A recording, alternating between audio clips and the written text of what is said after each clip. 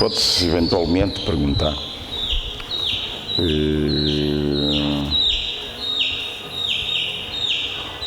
o que há de errado, o que há de errado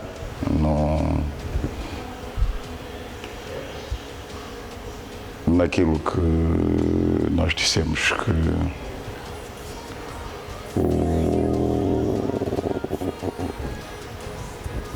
que não está bom.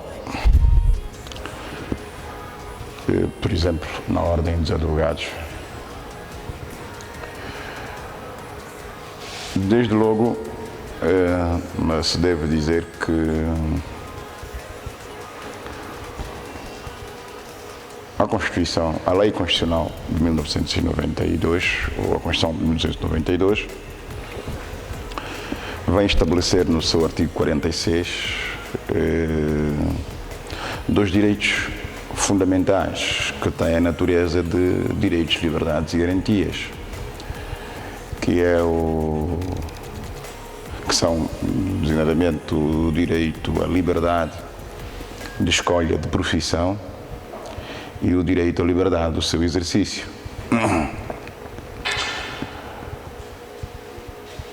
Sendo um direito consagrado, sendo direitos consagrados na Constituição,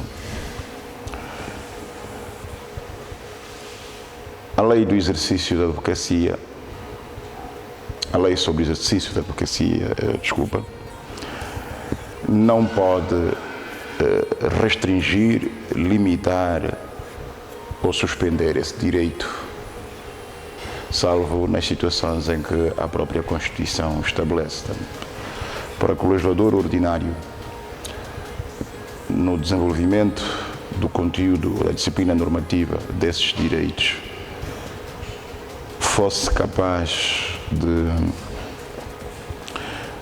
restringi-los, teria que ter autorização constitucional, portanto, teria que haver previsão constitucional.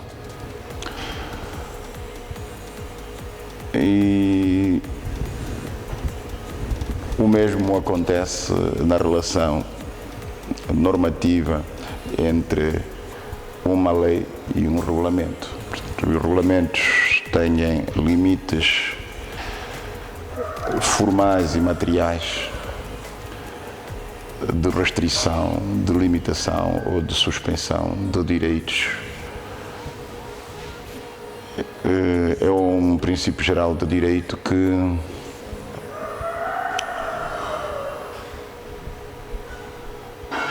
um direito estabelecido num ato normativo de hierarquia superior não pode ser restringido nem limitado por um ato normativo de hierarquia inferior. Ou seja, se a lei conter ou se a Constituição conter lacunas para suprir, a lei até pode supri-las, mas não pode modificar o conteúdo da Constituição em relação à matéria. O mesmo acontece na relação entre uma lei e os regulamentos. A lei da advocacia, quer esta, quer a outra, que esta veio revogar, remete para o Executivo a competência de regulamentar o exercício da Constituição, o exercício do direito à advocacia, à liberdade de escolha e de exercício da advocacia. Essa Constituição veio estabelecer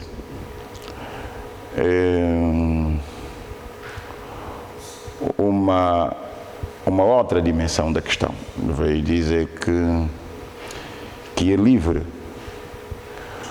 o exercício, a associação profissional de qualquer indivíduo.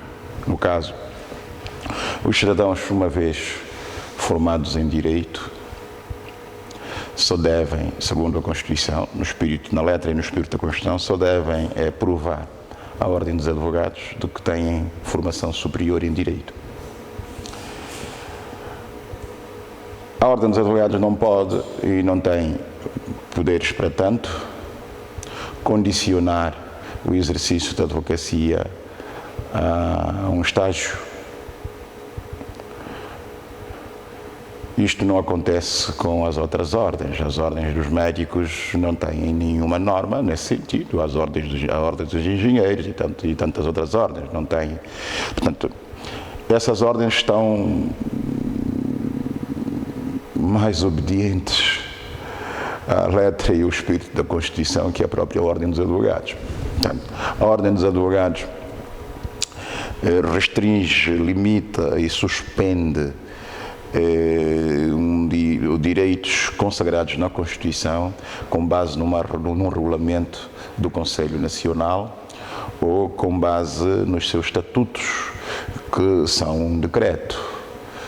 E em momento nenhum um decreto pode ter tanto poder. A Constituição nega. Logo, essas restrições, essas limitações e suspensões que apenas constam dos estatutos da ordem ou do regulamento do estágio são totalmente nulos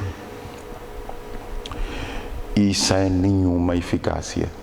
Portanto, e já procuramos abordar este assunto com as autoridades da ordem, fomos mal compreendidos e,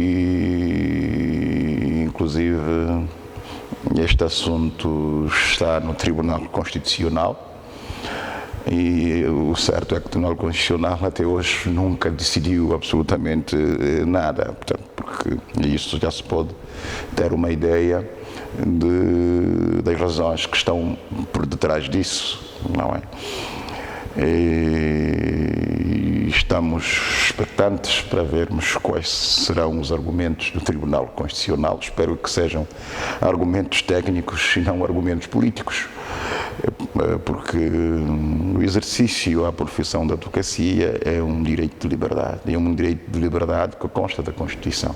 Nem a lei da advocacia, porque não tem mandato do legislador, do poder constituinte para restringi-lo,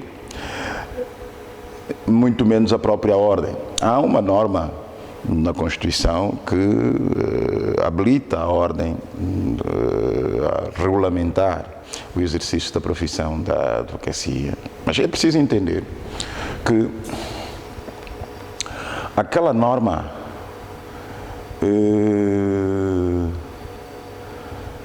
não dá poderes à ordem para restringir, limitar ou suspender direitos que constam da Constituição, até porque existe uma outra norma na Constituição que diz, de modo muito claro, que as leis restritivas, embora não é o caso, estamos a falar de regulamentos, porque o decreto não é uma lei, salvo no sentido material, as leis restritivas não podem, primeiro, ter eficácia retroativa, segundo, não podem diminuir quer o conteúdo, quer o sentido e muito menos o alcance de uma norma, de um preceito constitucional.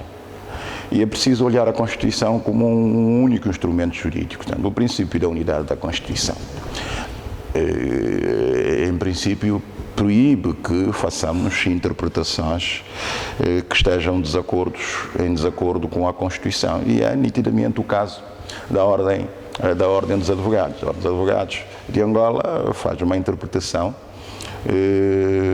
muito equivocada dos poderes que a Constituição lhe confere.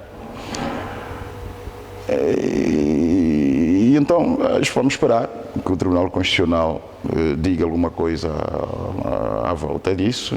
A Ordem dos Advogados tem sim, e tem toda a legitimidade de assegurar uma formação complementar de quem pretende ou de quem escolhe exercer a advocacia, mas não pode condicionar essa formação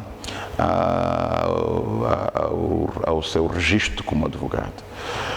A instituição que forma advogados são os institutos superiores e as universidades, as faculdades de Direito. Uma vez terminado o curso, o cidadão só deve provar à ordem que tem um curso superior de Direito.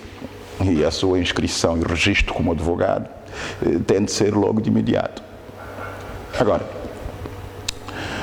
se o cidadão em causa achar que tem algumas deficiências ou que não se sente suficientemente capaz de tratar assuntos, por exemplo, do direito criminal, a Ordem dos Advogados deve assegurar essa formação complementar de modo a potenciar o seu membro nas valências necessárias para o melhor exercício da profissão, mas nunca deve condicionar esse exercício, até porque o mau exercício da profissão, portanto, quando um advogado exerce mal a sua profissão ou faz diligências que ficam aquém do esperado para resolver uma certa demanda, ele, em princípio, fica sujeito à responsabilidade, não só disciplinar dentro da ordem, mas tem responsabilidade criminal, inclusive responsabilidade civil, se isso for do interesse do seu constituinte. E não é verdade que condicionando a inscrição e registro de advogados, hoje rotulados como advogados estagiários, isso possa diminuir a avalanche de processos disciplinares ou de responsabilidade criminal. Acho que o que não existe na nossa sociedade é a cultura disto, mas é preciso promovê-la. É preciso promovê-la porque temos de ser responsáveis naquilo que fazemos em nome de uma profissão ou por causa de uma profissão. Portanto, se somos profissionais, temos que efetivamente investirmos nessa profissão de modo a que possamos estar à altura das expectativas ou mesmo daquilo que os instrumentos jurídicos preconizam, não é? Então, eu dizia que eu tenho muita dúvida se a Ordem terá ou será capaz de requerer a fiscalização abstrata da constitucionalidade do decreto legislativo presidencial, portanto, que também está enferma dos mesmos vícios, porque um decreto legislativo presidencial como o 276/20 de 23 de outubro, por exemplo, é um regulamento de boa execução das leis, pelo menos é assim que o decreto, salvo erro, foi fundamentado. Então a sua disciplina jurídica não pode contrariar a lei que vem regulamentar, e muito menos a Constituição. Mas esse é um modo de exercer o poder regulamentar que já vem do passado, não é? Nós primeiro herdamos um sistema jurídico do colonialismo português, onde as questões constitucionais não eram tidas como importantes, não só na interpretação, como na aplicação do direito. Olhava-se mais para a perspectiva da inconstitucionalidade formal e não tanto material. E depois fizemos uma opção política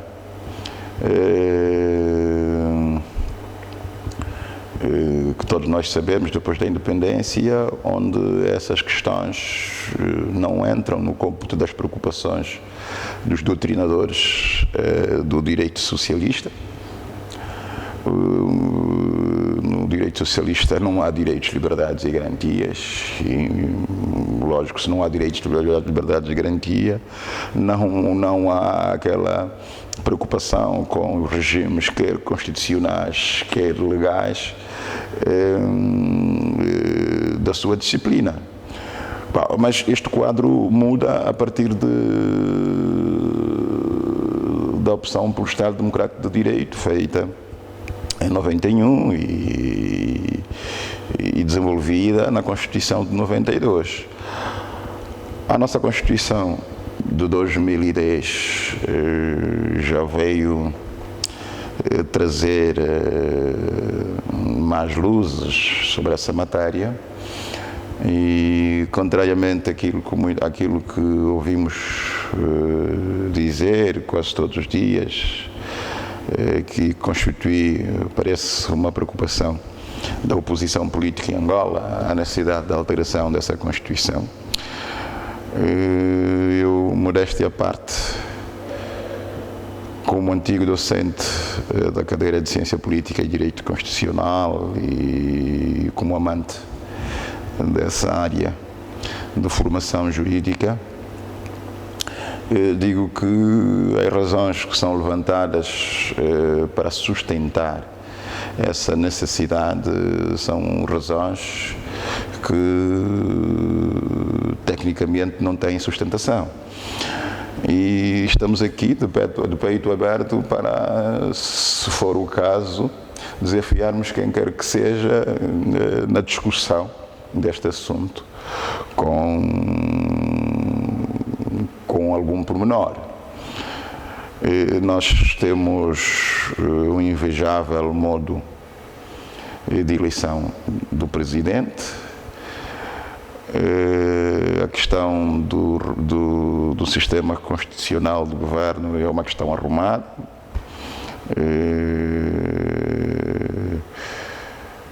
Levanta-se, sobretudo, essa questão, o modo de eleição do Presidente da República, enfim.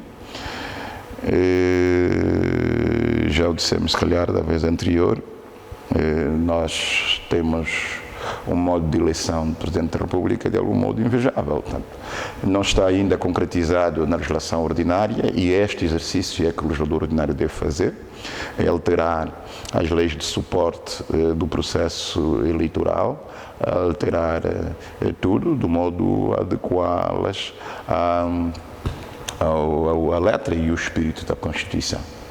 Portanto, em princípio, já devia existir isto em Angola, já devíamos pôr de parte a possibilidade de indicar candidatos para a cabeça de lista. Portanto, os cabeças de listas devem ser eleitos, quer os militantes dos partidos políticos ou os integrantes de coligações eleitorais, ou seja, os candidatos independentes devem concorrer nas mesmas circunstâncias, primeiro nas eleições internas. Creio haver algum exercício nesse sentido por parte da UNITA e da Casa CE, o que efetivamente não notamos no MPLA e eventualmente nos outros partidos, não sei. Mas isto é que é preciso mudar e fazer com que o direito ao voto não seja só um direito dos militantes ou integrantes das coligações eleitorais, mas esse exercício permita que possamos mitigar aquela questão que existe entre nós, sempre que há um processo eleitoral no fim, há sempre um aspecto de dúvidas e de acusações de que o processo não foi transparente, enfim, tudo mais. Então, é preciso dar elementos aos analistas nacionais e internacionais para fazerem alguma previsão com dados um bocado mais fiáveis sobre a condição de partida de cada candidato no processo eleitoral. E isto só se faz com base nessa possibilidade de que os simpatizantes e amigos dos partidos políticos e coligações de partidos possam também votar. Ou seja, é preciso alargar as atribuições do Conselho Nacional de Eleições ou da Comissão Nacional de Eleições, salvo erro. É preciso haver um casamento maior entre este órgão e os partidos políticos, de modo a que os processos eleitorais sejam sempre transparentes.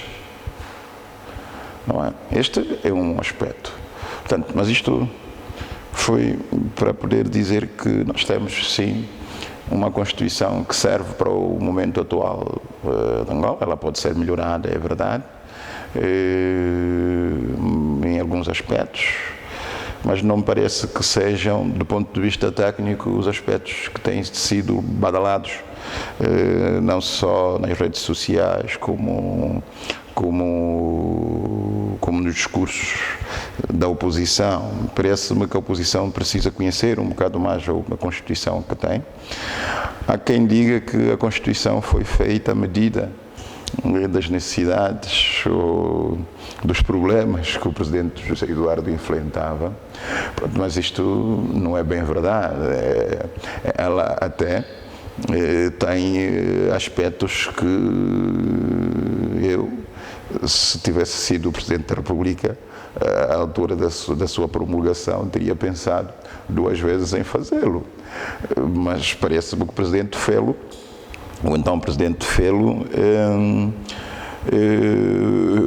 eu acredito que pensando em Angola, pensando numa maior democratização do país, mas infelizmente nós queremos fazer o inverso, queremos que a Constituição se adequa às leis ordinárias e não o inverso. Portanto, o parâmetro de validade das normas infraconstitucionais é a Constituição, não é o inverso. Portanto, temos é que fazer a alteração das leis de um modo a adequá-las à Constituição e fazer uma discussão profunda das questões que possam vir concretizar a Constituição com a sociedade civil, com as forças políticas, enfim, e sobretudo dar uma palavra aos técnicos, porque o que temos notado é que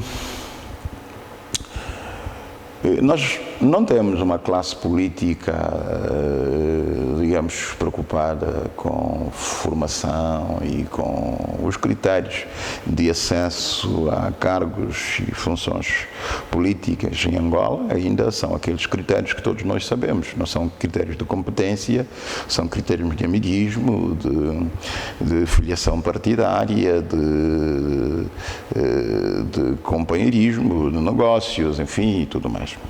Então, enquanto esse quadro não mudar, enquanto nós não valorizarmos os técnicos, aqueles que têm competência técnica sobre as matérias que queremos adotar nas políticas públicas e não só, nós não teremos um país como queremos. Embora seja a nossa preocupação, é notório que as pessoas querem isso, mas as pessoas têm consciência de quais são os handicaps que temos, quais são os constrangimentos que temos. Nós tivemos e ainda temos, de algum modo, um sistema jurídico de transição, ou seja, um sistema jurídico que sai de um marasmo que tem a ver com os 2 aspectos, com os 2 momentos que eu falei, tanto o momento colonial e o momento revolucionário, e o momento de consolidação, ou coisa assim, do socialismo, ou do comunismo, sei lá, como se quiser dizer.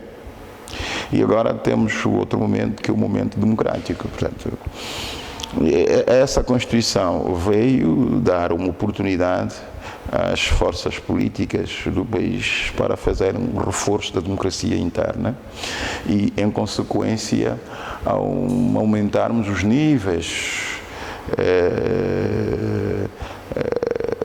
de execução de concessão e de execução do nosso processo democrático.